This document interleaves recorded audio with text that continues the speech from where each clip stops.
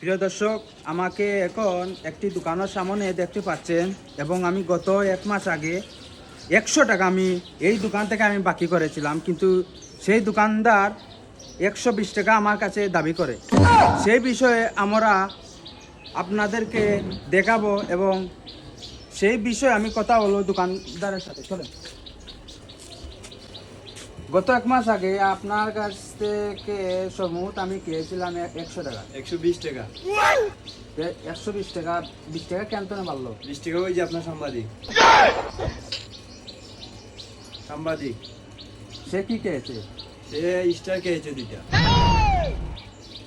এ বেটা, তুই স্টার খাইছিস? তুই আমার কইলে না?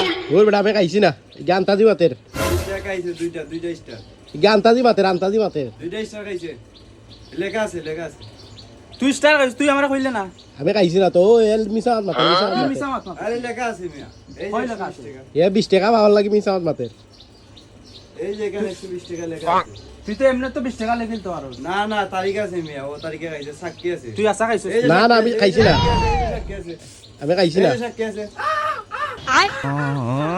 এগু বুবা একদম মারতে পারে না, এগু বুবা মারতে পারে না গিয়ে আন্তাজি গু। প্রিয় দর্শক, গত 1 মাস আগে 100 টাকা আমি খেয়েছিলাম, কিন্তু এই গ্যাপে দিয়ে এই চুদনাটা 20 টাকা মেরে দিয়েছে।